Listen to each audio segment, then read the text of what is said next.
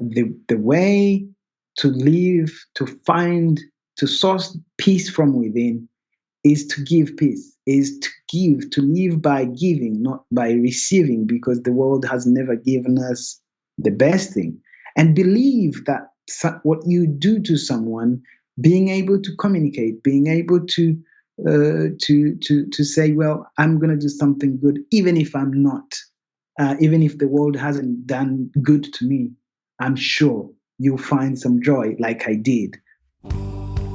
Welcome to the Drew Pearlman Show. Think of this podcast as the antidote to the fear, the noise, and the talking heads in the news. The show features an entertaining blend of ancient wisdom, empowering ideas, and cutting-edge, healthy living science to optimize your health and your life.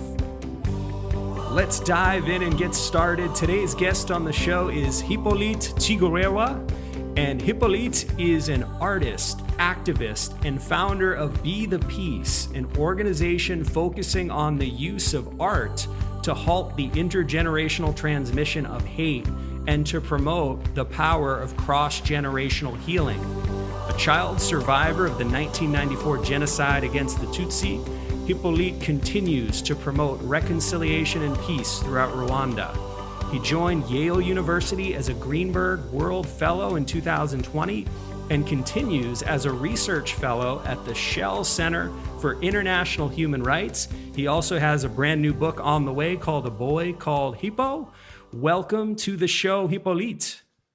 Thank you so much for your kind introduction. So, Hippolyte, why don't we maybe just start by going back in time? I mean, you are, as I said in the intro, a survivor of the genocide in Rwanda, and you were just 7 years old at the time. Maybe just tell us a little bit about what that was like as a young child during an actual genocide. Yes. I was 7 years old when the genocide against the Tutsi occurred in Rwanda, and more than 1 million people were killed. So among those 1 million people includes my dad and my other relatives and friends and neighbors that I have known many years.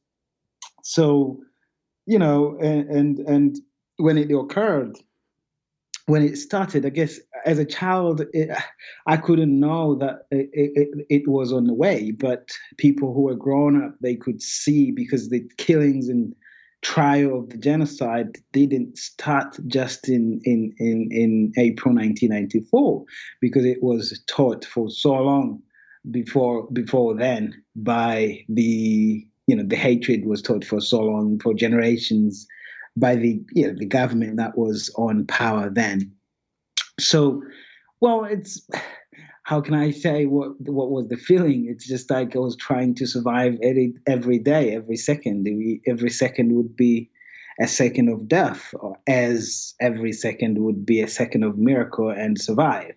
So I was hiding, and with my whole family when it started, we all got dispersed, and I was with my brother most of the time in the genocide and hiding, and my dad got killed in that genocide against the Tutsi, and it was early on in month of April, but we had to leave like that for about 3 months, and then even afterwards the killings continued, and I was just, how did I survive? I don't know. It's just like the miracle. In the genocide, you could do anything to survive, but you did nothing to survive. So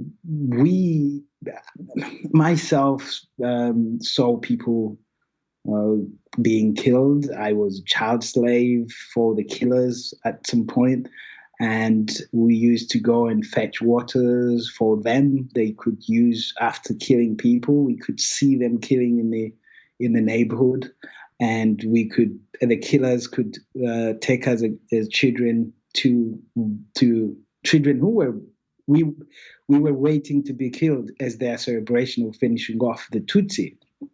And in that village, many of the children we were with were killed, but luckily I survived, and I went in refugee camp well, life wasn't even easy that time. It's a refugee camp called Nyarushishi in southwest of Rwanda, and I lived there for 3 months. But the experiences of the whole genocide time was made up by hiding under dead bodies myself, and in mass graves, spending nights in the bush and meeting. That time, I can say the friends I had were only the darkness, because it's when we could hide easily. The friends I had were, the bush, the plants were only friends because it's where I could hide. But I was lucky. I and my brother, we had some time to hide in my godparents who were Hutu.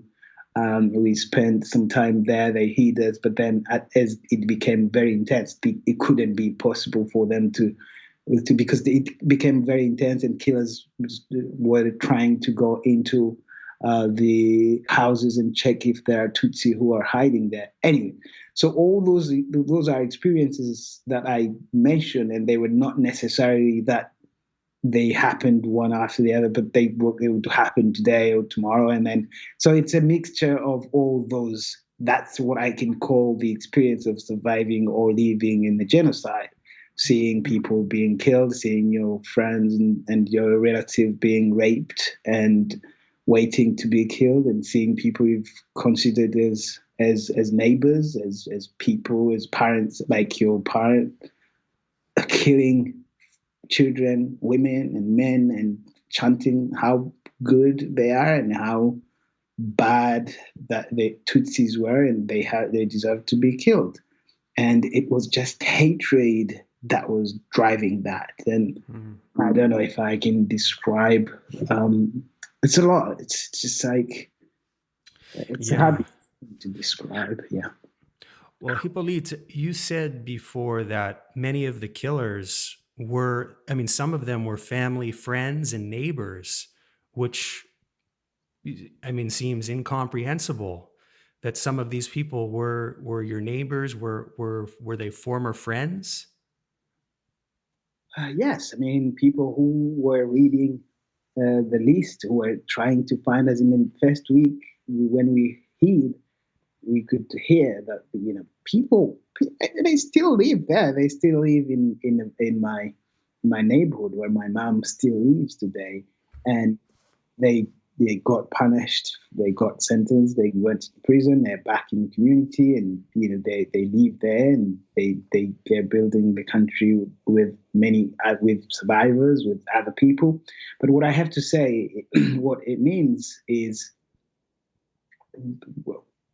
it also drives what I do today. It drives how I came to see the people after the genocide, which is why today we are made up of our thoughts. We are made up of what we have consumed. We are made up of the media we consume. We are made up of the hatred, the education we get, the hatred we receive from our adults, from our media, from what we read, from what we study, and from what the government preaches us to be, and how. That's what it shows today. Everyone I knew, they were being taught to hate us. They were being taught that one day they have to kill us so that they can get. Because they were taught that the peace for them was to kill the Tutsis, and for generations, what happens if someone is taught? What happens to us when we are taught to be? We are taught now the ideology. It's planned. It's what makes me to see today a human being more than anything else. When I see a Rwandan, I see them as Rwandan. When I see a Rwandan woman, I see a Rwandan woman. And when I see an American a United States citizen as a black. I see them as black, and I see them as human being, and I see them as when I see a white person here in the United States where I live today. I mean, I see them as human being, same as everywhere. Who can be good? Who can also, I mean, who can do good things, who can also do bad things because of what they have consumed and what they have come to learn. And they people I've seen, they were not even a mile. I mean, next doors to our houses were people who came just when the genocide was declared to start. That's when they came with spears, with machetes, and destroying the houses in which of the neighbors of ourselves. They burnt our house. These are the houses that in which they shared beer with my dad, with my parents, and the same with other Tutsi who were killed. So that's how badly teaching or learning to hate can become. And I'm sure that that's also the same way that people can learn to love and to do something good. So I see a human being as a can be creator. Absolutely. So Hippolyte, just to go back a little bit. So after the genocide, just so people have a picture here of your, really your transformation. You went to school, and I know then you ended up having to drop out of school because you had to pay for transportation. After the genocide, few months, I had to start primary school, and I started the primary school. I wasn't speaking really a lot. I rarely spoke because in my mind, what was on was just like the stories of suffering, of killings that I have seen. And so I was succeeding in class, and I don't know how that happened. Really, it was a miracle that I could succeed with all things I had in my mind. So I succeeded, and I passed the national exam that allows people to go from from primary school to a high school. Then I went in high school. When I went in high school, the government of Rwanda has set up a survivor, and it still works today, 27 years after the genocide. They set up a fund to support survivors in education, in healthcare. And so I was not going to be able to afford the school fees and school materials. So they supported me, and thanks to them, I was able to succeed. Also, I was able to study. But in Rwanda, in the Rwandan high school system, you do 3 years of general training. You study every subject: chemistry, maths, their languages, and everything. And then when you reach 3 years in high school, you do another national exams, and you are able to choose other options. And so you're gonna do another. You choose the orientation, the profession you want to do, or the focus of the studies you want to do. So I chose the studies, but then the school I had to go to was far away from where I used to go. And what I had to do was, that mean that the transportation to go to school was different, was much more higher, like $2-3 higher. And so, of course, I was among the poor survivors that the Survivors Fund was able to give us, transportation to go to school and school materials. So they gave me the school materials, and they gave me the transportation, but I used it to go to my usual school to change to see if they can allow me to study there, because the other school was far. What happened is the places were full. And so my transportation ticket was already, that I was given from the Survivors Fund, was finished. So I couldn't, now I am home. I can't get a nearer school. I have to go to school. The only option I have is to go to that far school. Well, $5 transportation to go to that school. It was a boarding school. When I say boarding school, people in the United States might think, oh, that was for rich, rich people. No, in Rwanda, the private schools actually are the ones that are, the boarding schools mainly are the ones that are cheap. Just to be clear. At that time at least, and it's different school. So I stopped going to school. I was wondering, and the frustration came up, and I was like, okay, so my sense of revenge was in school. My sense of success was in school because that's where I directed my success, and I could see that I would change things because what was going on in my mind.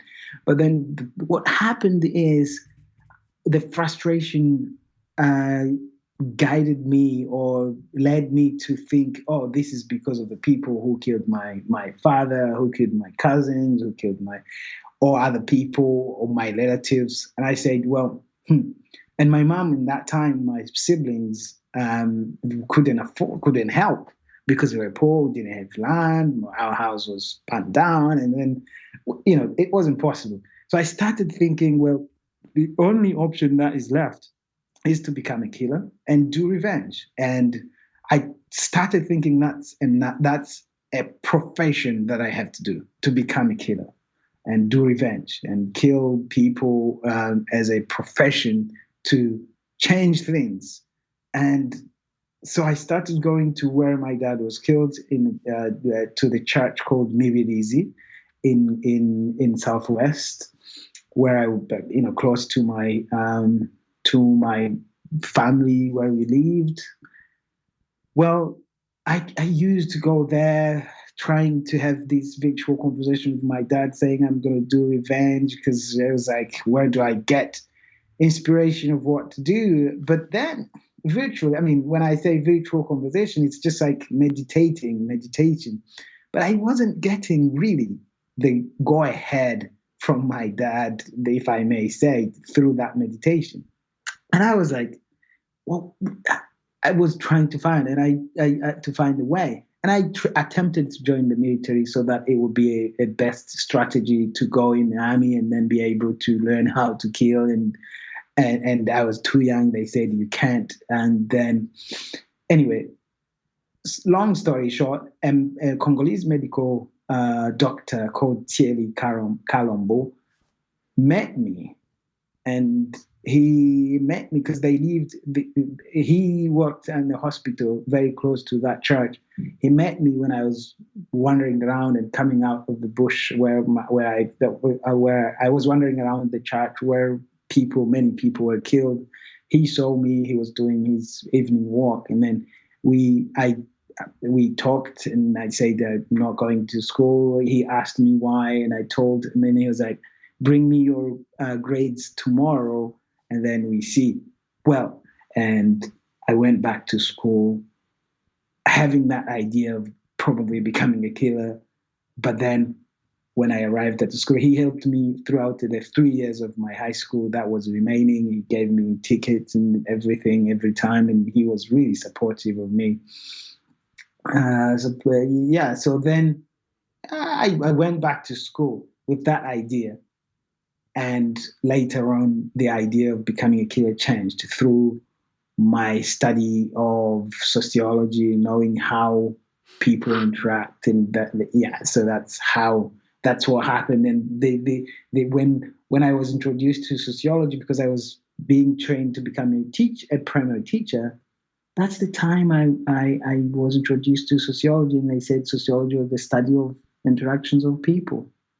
Well, I said, okay, so I would be a good killer if I know how people interact. but through those studies and through what was going on, through the Gacaca courts that were going on in Rwanda, I realized that a human being is unable to be creator. And I said, well, am I being better?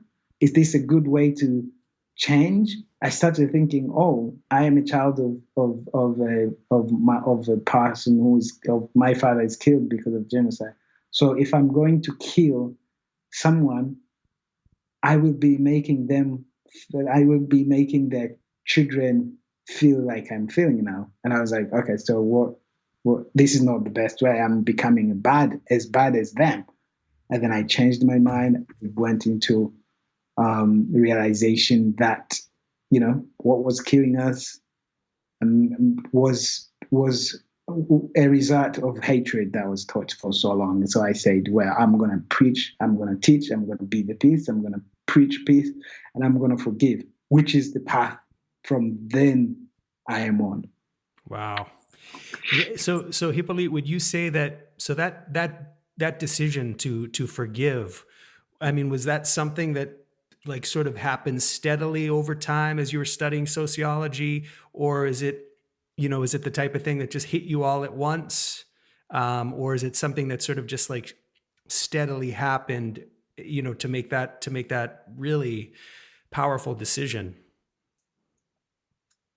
I would say all the things were leading to that. And I think it's a process, healing and forgiving. And it happens in one day, it happens 1 second, but it's a process. And the realization of that, of where I was going, was, the Congolese medical doctor who put me back to school. He was really important in my life of seeing people. Congo and Rwanda were just out of the war. In Congo, there were people who were, so to give them a background, the Congo, the Democratic Republic of Congo is in the west of Rwanda. So it was just a war, and people in Congo who are not Congolese, Rwandans who fled Rwanda after many of them after committing genocide, fled to Congo. So Rwanda and Congo as countries politically they were just after in the war, or they were just finishing the war, and to see someone who's helping me, where I thought, oh, they were Congolese, I was like, okay, so that kindness, that act of kindness, is also has contributed for me to see the Hutu godparent who hid me and my brother and my dad for a few weeks in the genocide. I started also thinking about them. I was like, oh, and through the Gacaca court, I came to see that there were people who were doing something different, and they were giving testimony of how they hid Tutsis. And so all of those powerful acts of kindness done by people, done by different people to me or to others, and through the study of how we learn and how we unlearn, that's what made me think. That's what made me realize. That's what made me go on the path of forgiveness, because I see a human being as a born clean creature who become because of what they learn. And that's why my Be the Peace organization talks about stopping the intergenerational transmission of hate. Yeah. Absolutely. Can I ask you, are you still in touch with the Congolese doctor? I think he's a humble person. I try to thank him every now and again. We communicate. Sometimes we communicate. He's also not a social media person, but I'm sure we keep in touch. I follow his moves on Facebook that he used very rarely. So yeah, sometimes we communicate. Oh, that's wonderful. Wonderful. So what was the feeling like? So when you made that decision, I mean, did you feel like a weight was lifted from your shoulders? Like, how did you feel when you embraced that power, that feeling to make the decision to forgive? Yeah. Energy, power. When I say power, like maybe energy is the best word. Energy, joy came to me. Because at the time was like, this resentment in me and trying to say, well, what do I do? And seeing someone in like, okay, so is he who? Is he a good person? Is he good, bad? Or that what could start? Can he help me to be to the way of where I'm going with my plan to become a killer or not? So that's what I could see before I did that decision. But afterwards, I was like, oh, I found empathy. I found joy. I found energy to really continue to do the work. And through the arts, through everything, my all energy, my all writing, my all everything, even when I was playing basketball or soccer, I could feel like I'm doing it for the good. I'm doing it because I'm going to be good, because I want to. I'm doing it for happiness, for joy, to teach people. If someone breaks me or play badly for me in a basketball game, I try to be nice. I try to be kind, and I hope. And I found the way to joy. I found joy, empathy as the really great tools for my journey to change the world. That's what I felt after I have done that, because I went even in my community, my family, we talked about it, and my family said, yeah, we have to forgive them. We forgive the people we knew who have participated in killings, and they came to our ceremonies of wedding or ceremonies of commemoration. They help us, they work with us, and it's just a joy. Amazing. You know, Hippolyte, I just want to just take your example for a minute and just kind of take a snapshot of the world right now. And I mean, there's a lot of anger in the world right now, because people are so isolated with the pandemic, and many people have lost their jobs and businesses, and children and teens are stuck at home, you know, particularly here in the United States. You know, for anybody that's feeling a little angry right now, hopeless, powerless, Yeah, what would you tell them? I would tell them, look, it's there. You can't change it probably now, but the only thing you can do today is to give.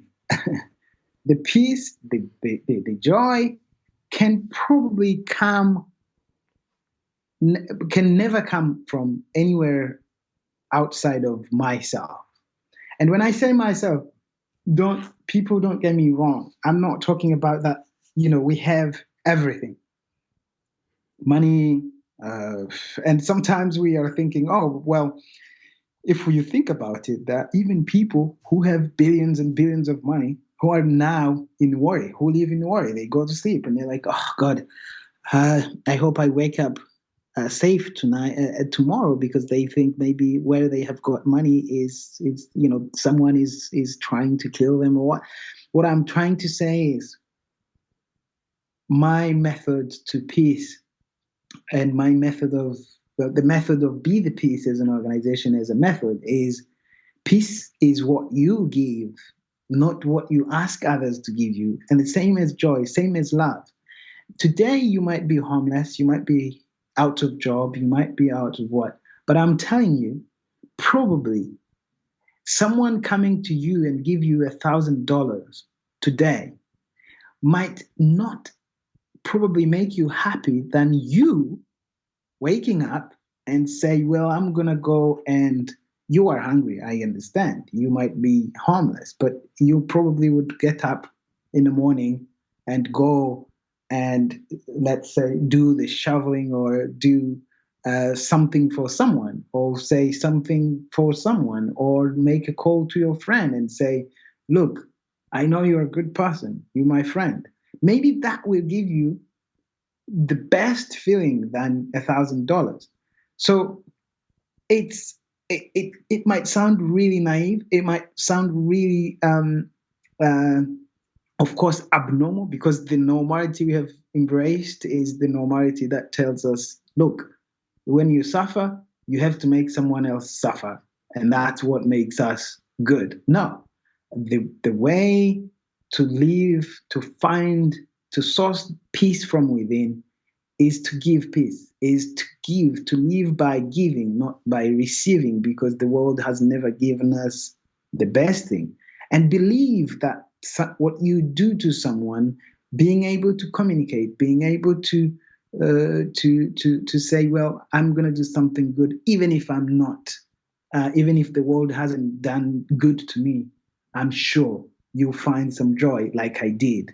Yeah. So I would say, understand that it is the world, understand that it's not only you, understand that the system is bad and we all part of the systems, but train yourself probably to do something, because what is happening to you is what other people have done and it's bad. It's what the system has done to you and it's bad. Do you want to keep angry against that system? And what's the best way? The best way is to do something different that the system doesn't tell you to do. The system doesn't tell you to be good, to be nice, to see a white person as a friend, a black person as a friend, a Latino, whatever. But when you see them as human beings, and when you see them as people who you can do something good to them, I think you find that joy. You find that joy. So be nice, be kind, and that's the joy. That's what comes. Because if you don't, then you are supporting the system that made us the way we are. Beautiful. So beautiful. Hippolyte, maybe talk a little bit about, a little bit more about Be the Peace, your organization, as well as you did a walk across Rwanda. Well, yeah, Be the Peace. It started as a when I finished my university in sociology in Butare, which is a university in Rwanda. I started the theater project for community, and I was using theater as a way of helping people tell their stories. And then I was like, oh, I found the growing need for people to tell their stories. And I was like, okay, how do I give more to the communities? And then I started that. So 2016, Be the Peace became kind of an organization. It started as a foundation, and they found the best ways to make it an organization. And an organization that, when we started in Rwanda, we working with people who are survivors and perpetrators who finished their sentences in prison, and their children, to bring them together, to talk and work together. And Be the Peace has been supporting their work and suggesting projects, implementing projects with them. Like one of the projects is they have been working on gardens and the vegetable gardens in the backyard. And so a family of survivor and perpetrator come together with parents and their descendant, young adult now in their 20s. They come together, they build for each other a garden, vegetable gardens, and they plant fruit trees. The idea is these people, and they talk about why they're doing it. They tell their stories. Among the people we're working with, young people now, are the young people who were born, I mean, not young, like young adults today in their 20s, who were born as a result of rape in the genocide. And that's the category. And some people some young people who are born from the families of survivors and families of people who committed some crimes of genocide. And so we're working together. They do peace gardens. We work in the east of Rwanda.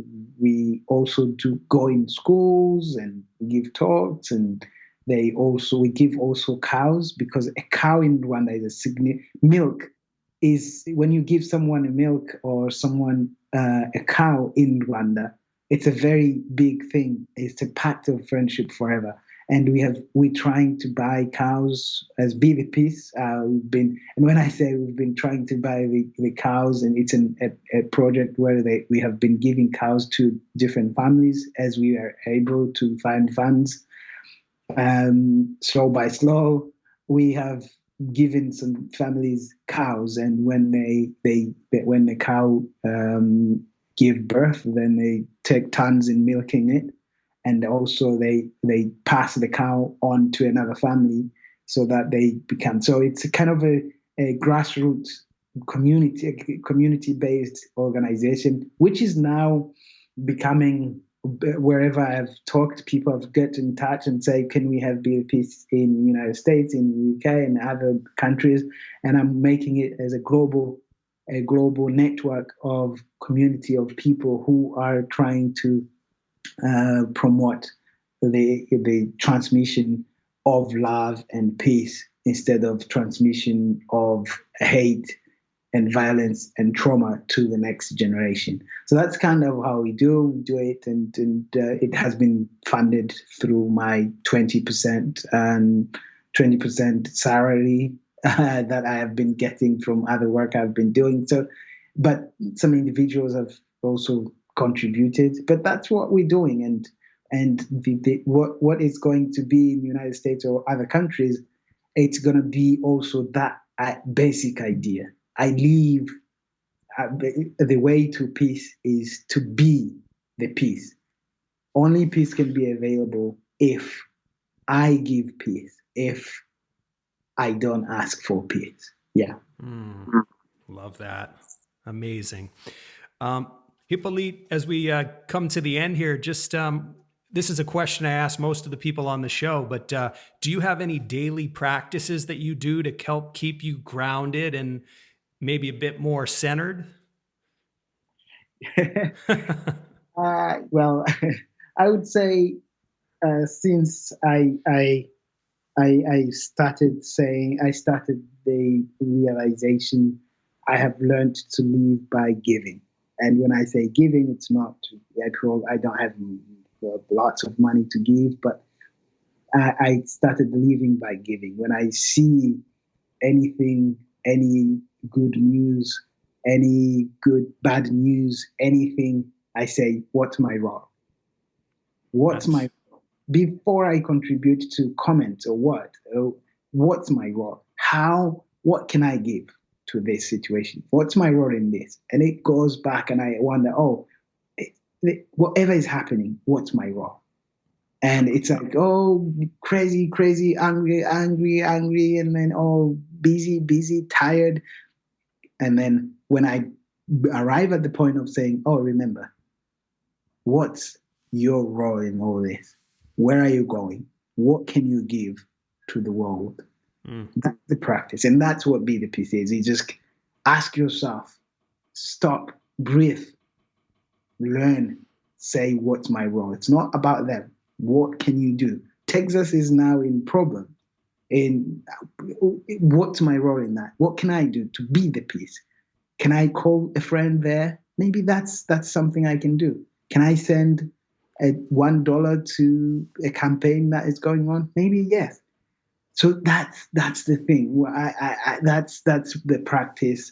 Reminding myself, of course I'm not a saint. Of course the systems and everything in life takes me sometimes, to get angry. But, it's like, then come on, calm down. And then remember, what's your role in this? What can you do to give? So that's kind of I do, yeah. Oh, that's fantastic. Yeah, anybody watching, just keep asking that question. What's my role? What's my role? I love that. I'm going to start doing that. That's beautiful. That's life-changing right there. Hippolyte, last question.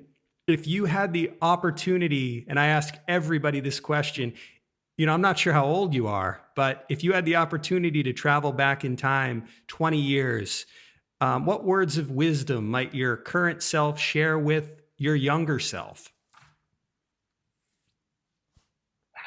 What could I share? That's a complicated. So what should I share to my younger self? Yeah, if you were if he was sitting with you right now, what might you tell him?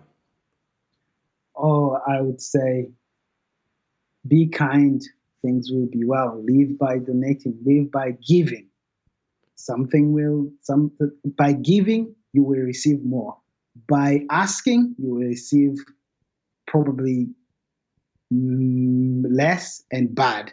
But through donating, people sometimes when you say donating, people will think about money or what. No, through giving, whether it's thoughts, whether it's a call, whether it's idea, whether it's silence, whatever you give, you receive more and you receive joy when you do that. Whether it's going to fetch water for an old person, or whether it's supporting someone, whether it's a good, kind words to someone, whatever it is, whether it's to yourself, do live by giving, not by receiving. Because by giving, you necessarily get a lot more. That's what I would say, because, that's what happened. Yeah. Wonderful, yeah. Wonderful. Hippolyte, what's the best way for people that want to learn more about the work you're doing, about Be the Peace, about your new book? How can they find out about all this? Well, in few days, there's a lot about my my activities covered by media and things. You can type my names in Google probably. If not, very soon the website of Be the Peace will go on about, and it will be www.bethepeace.global. That will be on. It's not on now, but you can also see my walk, the 100-day walk I did in Rwanda, as an invitation to Be the Peace. When I walked all across the country in 100 days, you can watch a lot about it on bethepeacewalk.net. And otherwise, you are connected to me. If you feel you are doing something good, if you're being kind, that's a great connection you can do, more than writing me an email or something. If you write me an email, it would be another kind word, another kind way of connecting. But if you are kind to each thing, then it'll be good. Connect with me by being the peace with everyone, being the peace with everything, being the peace everywhere, and being the peace every day. That would be the connection. Nice. That's great. And by the time this episode airs, Hippolyte's new book should be available on Amazon. It's called A Boy Called Hyppo, and that's Hyppo. So I'm excited to dive into it myself. So check out that book as well. Yeah. Thank you. Thank you. Yeah, I'm sure this time I'm on Twitter, I'm on Instagram, I'm on Facebook. My name's Hyppolite Ntigurirwa, HYPPOLITE Ntigurirwa. What a way of spelling. Hard. Well, it's worth the effort to find Hippolyte and find out about his work and his book. Hippolyte, it's a pleasure to have you on the show. It's great to talk with you. Thank you so much, Joe. Thank you for letting people tell their stories, and be the peace, and thanks. Thank you for listening to the Drew Pearlman Show. I hope you enjoyed today's episode. In the words of Mark Twain, 20 years from now, you will be more disappointed by the things you didn't do than the things you did do. So throw off the bow lines, sail away from the safe harbor, and catch the trade winds in your sails. Explore, dream, discover, and stay well, everyone.